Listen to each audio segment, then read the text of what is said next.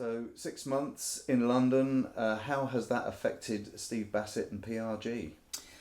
Well, Phil, it's been a wonderful trip. I've really enjoyed being here for really actually 7 months on two trips, and really appreciate the help that you provided in creating the undisclosed video interview series, which is up on my website now. I came here to get away from it all a little bit, to get some work done, to get some quiet, focus on some new projects, and that all happened. It was also my first London winter. I had been coming over constantly in the good months, summer, spring, whatever, and I felt it was undeserving that I should not at least experience one London winter. And now that I have, I'm thinking, well, I'll stick to the summer and fall, because they're not like U.S. winters. They're different altogether. Exceedingly moist. So a lot's happened over the last few months with the Tom DeLonge revelations. Where's PRG sit with all of that? When I came over in the second time in August, early August, I had no idea what was going to happen. I had no idea that this was in the works. I mean, I knew Tom DeLonge had a project he said was coming. He said there were some big things coming. He'd already published a book called Secret Machines. He had announced he was working with people in the Pentagon, all well and good. But what happened was they made their big move on October the 11th, when he announced the To the Stars Academy. And what we learned is that he'd put together a team of people, I guess stemming from his almost year engagement with people in the Pentagon, that included two former members of the CIA, DOD, DIA, space science. It's the most extraordinary team of private citizens, because they're all private, none of them are actually working for the government now, ever assembled. And that was quite striking. And they gave a presentation on the 11th of October. It wasn't really a press conference, but there was a stage, there was PowerPoint. Tom introduced the team, and then Chris Mellon was the first to speak. And he really opened up the presentation profoundly. And what he did was he ran through the chronology of a very well-known event in our community from 2004, and it's the Nimitz Aircraft Carrier Task Force encounter, where a unidentified aerial object had been tracked for several days by one of the destroyers, and then the Nimitz showed up. They sent up a couple of F-18s, and they intercepted this. And as always, they recorded the encounter in infrared and probably in the visual spectrum as well, but certainly in the infrared, which means that they took gun camera footage. And he went through the chronology of this event. They didn't show anything, but he made it quite clear that this was an extraterrestrial event. And that was profound. And the other people sat on the stage and didn't object. And then some of them spoke. This was a significant event in history. It will be seen as such. They also announced that they had set up a public service corporation, which is a form of stock participation that is much less heavily managed by the SEC rather, and allows people to very simply participate at $5 a share. That was an interesting maneuver. It allowed people to get involved, get a piece of the action, which I think was totally appropriate. But more significantly, within a month, they had raised $2 million. That showed that the interest in the public, the awareness of the public, and their desire to advance the disclosure process is quite real, quite tangible. That was significant. So that took place. And then, 2 months later, the next shoe dropped, and a story broke in the New York Times, written by Helene Cooper, Leslie Kane, and Pulitzer Prize winner Ralph Blumenthal, who, by the way, is working on a book right now, which will come out soon, addressing the ET issue. So, whoa, what's in this article? Well, it was a big deal, and I've already logged 150 mainstream articles about the report that they issued.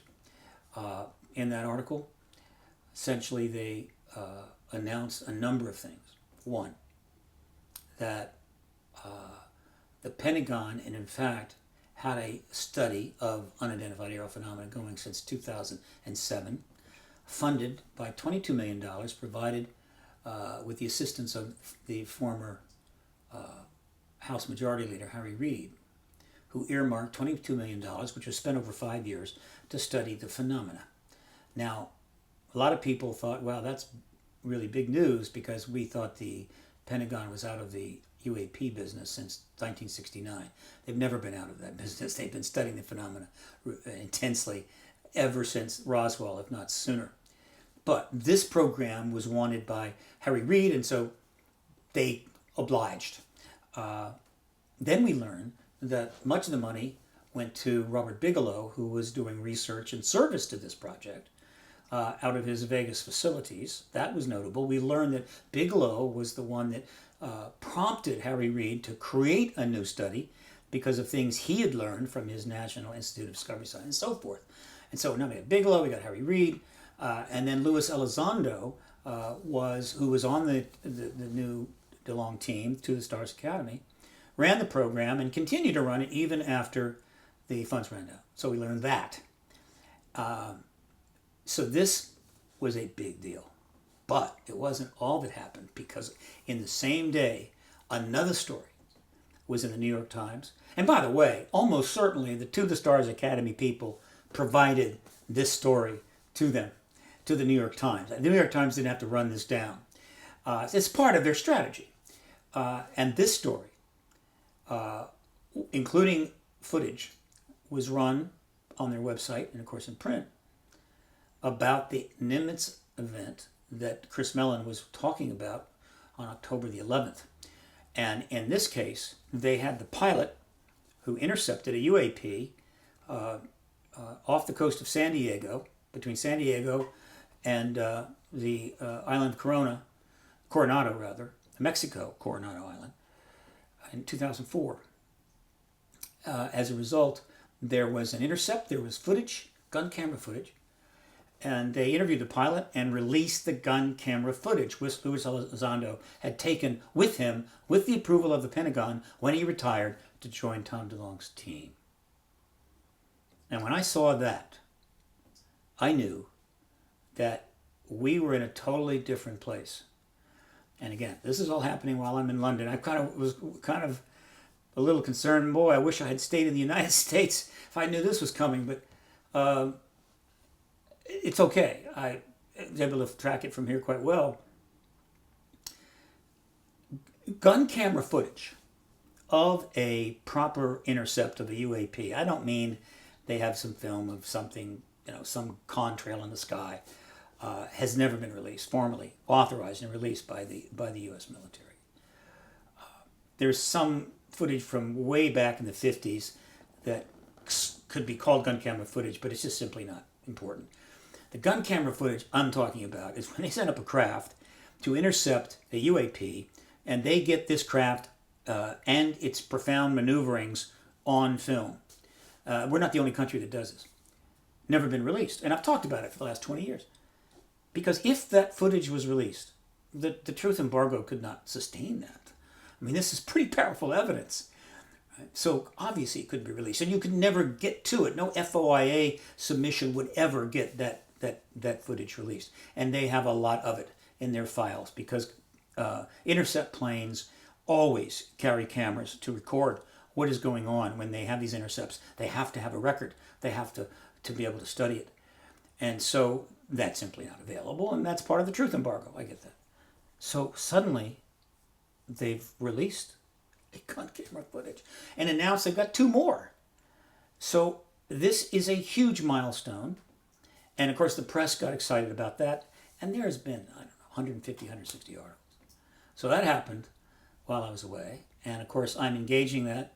I'm going to write extensively about it on my the new PRG website, which will launch on the 31st of this month. And I expect another major announcement from them probably within the next 30 days.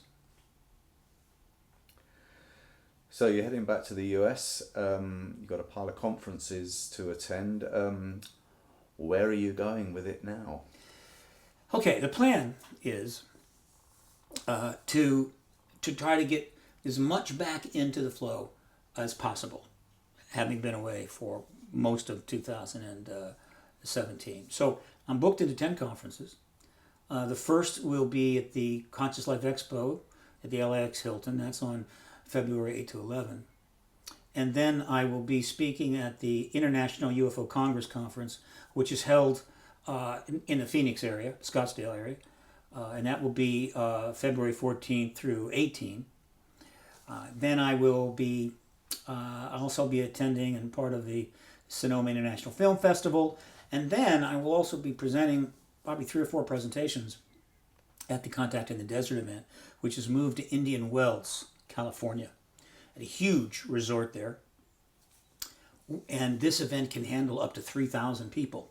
And they are expecting perhaps 1,500 or more. It has now become probably the largest conference of its type in the country. That's going to be a big event. I'll be speaking there, and then on. I've got more conferences and so forth, including a commitment to speak in Barcelona at the Ufology World Conference, as well as Congress, as well as in Turkey at the university there in October. So got those lined up, and probably will end up being about 15 or 16. So that's going to happen. The new website for PRG launches on the 31st. This is a complete revamp of the old site, which has been around for 20 years. Should have done it 10 years ago, but I just couldn't bring myself to this project. It's a huge project. I'm doing the site myself because I just, website is like your child. You just don't hand your child off to somebody and say, hey, you take care of the kid. Nah, I got to do this. Plus, I always wanted to be a WordPress master, right? That's my goal. I want to be a WordPress wizard. It'll take at least a year or two to accomplish that, but I'm off to a good start. So that site will launch. It's much more heavily oriented towards activism.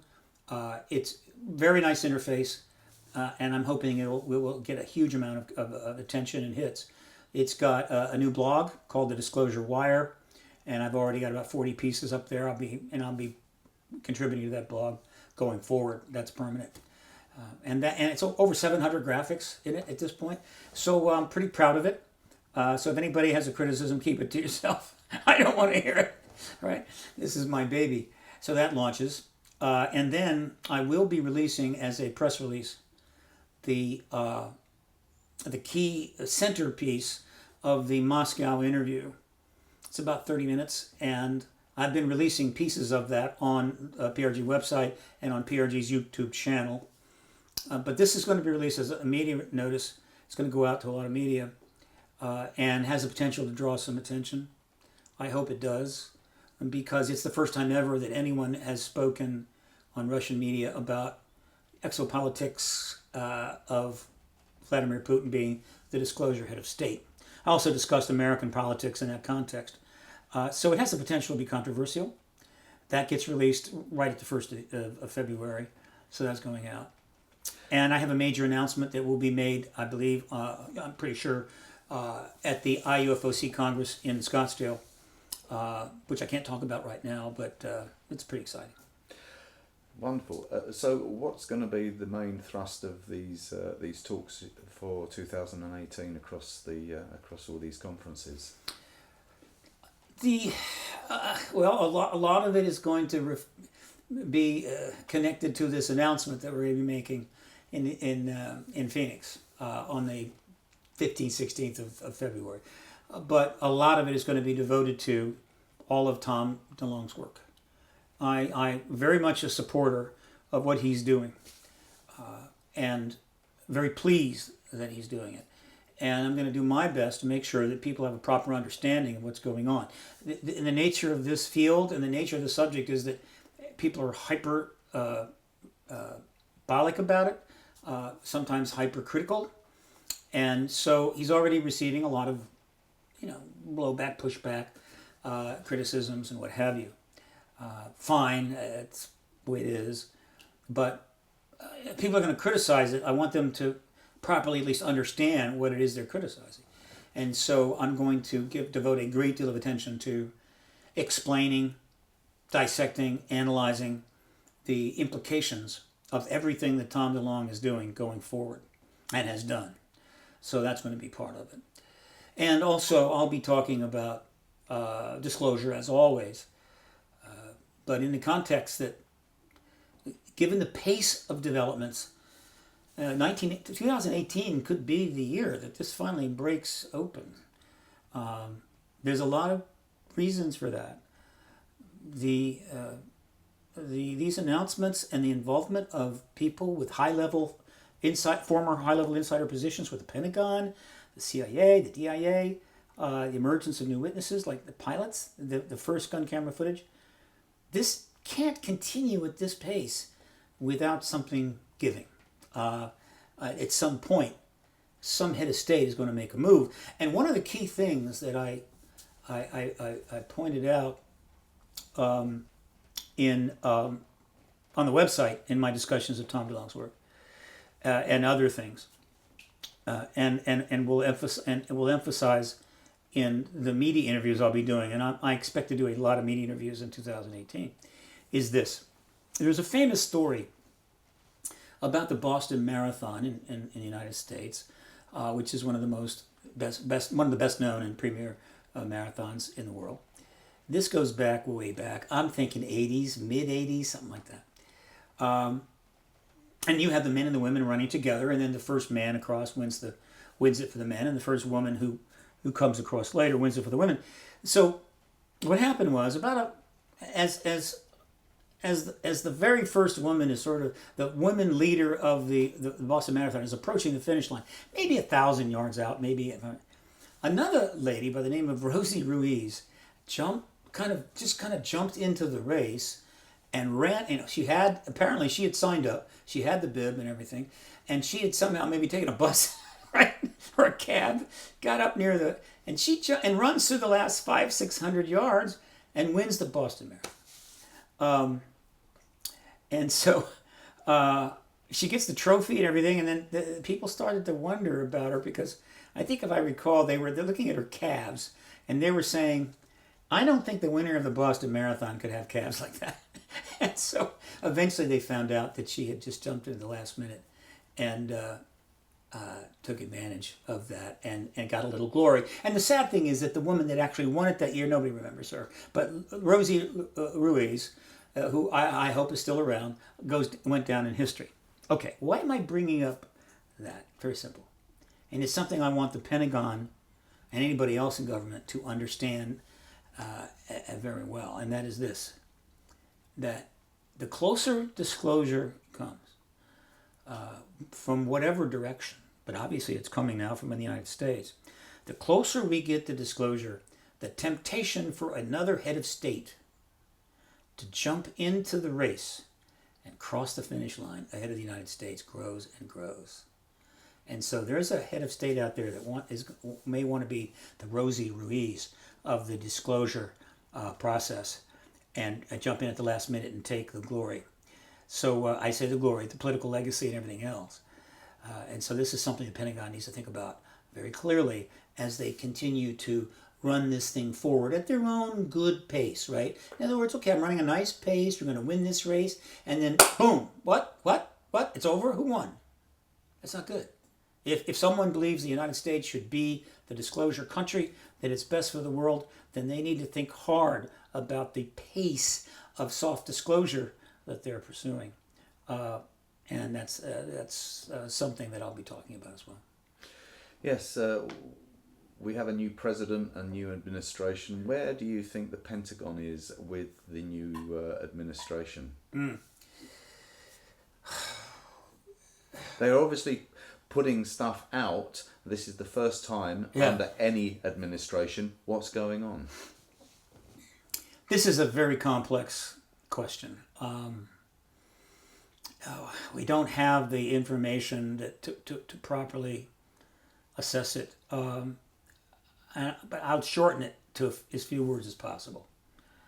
And this is and this is an understanding that I have from firsthand involvement. I'm not reading somebody else's news clippings here. There was a massive effort to generate a story on this during the campaign. It was very successful in a lot of ways. It forced a great deal of press on the ET issue. It focused on Hillary Clinton and her people and she and her husband and other people actually spoke to the ET issue during the campaign on about a dozen occasions, generating hundreds and hundreds of articles. It was clear to me that she planned to address the issue immediately upon taking the White House and very likely force it out, meaning ending the truth embargo. She was going to be the disclosure president. And as far as we knew, there were no objections from the military intelligence complex. They were fine with it. But then she lost. And a lot of things sort of went into suspension.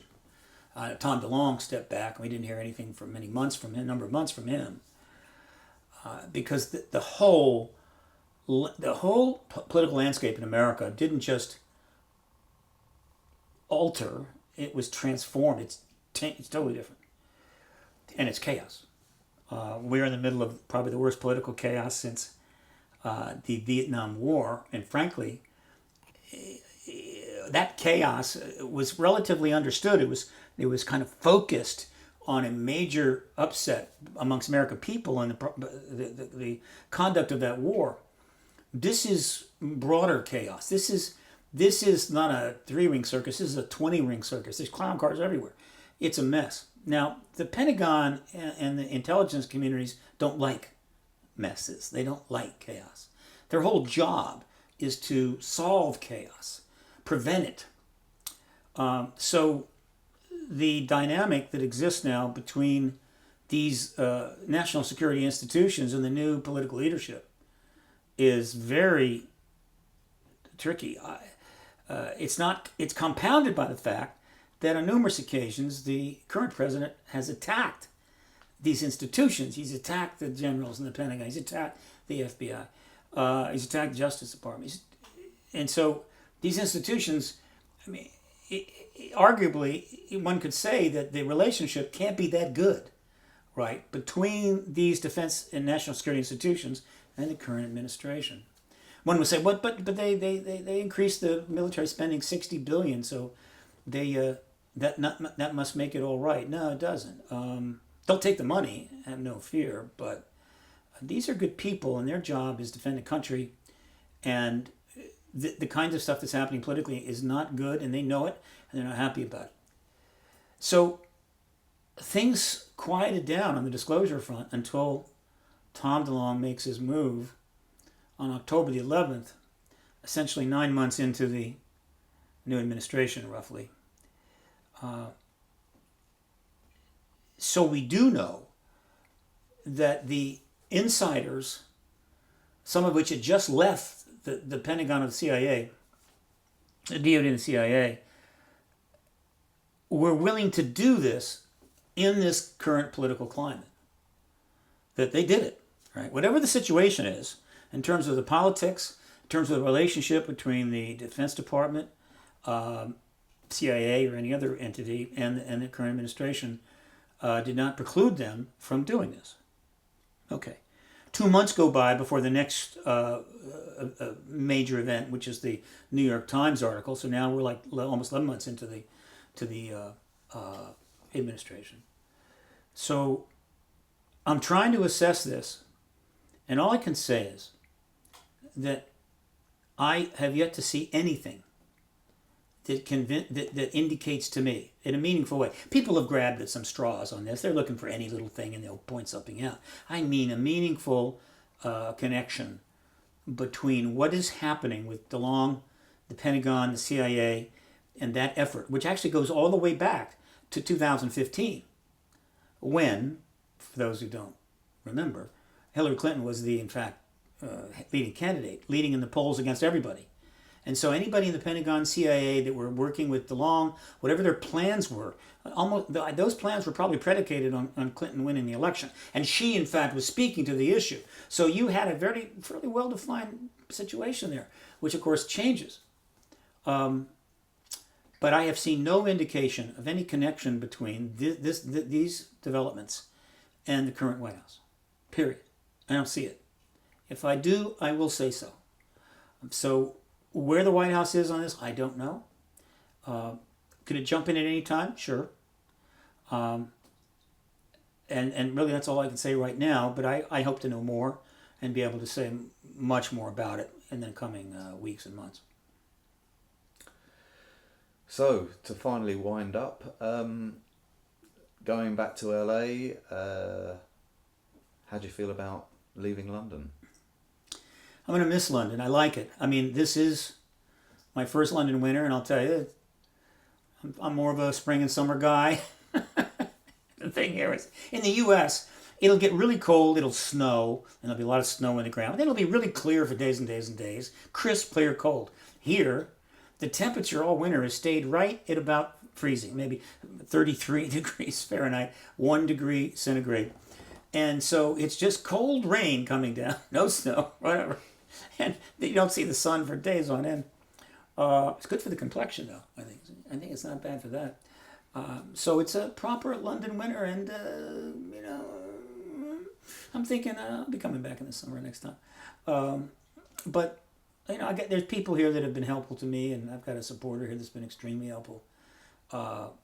And all my time here is great. It is an amazing city. I love the tube. I travel. I get to go places, and it's so easy to go in the tube and come out here and there and everywhere else. I have had made trips to Plymouth. I've taken trips up to Watford. But I don't know. I feel a comfort here that I honestly don't feel in the United States. I guess I've got some. I need to do that Ancestry.com thing and find out if I haven't got some ancestors from Ireland or Wales or whatever. I need to look into this. I think I may, but I have a feeling that there's a genetic connection here, and I know I'll be back without question. So I bid London goodbye with a certain nostalgia, but being back in LA in February, it's not so bad. That's going to be pretty good. And I'll spend the next months cruising around the Southwest, basking in the sun, in Indian Wells and Phoenix and so forth. So it's time to get back to La La Land and see what the hell is going on.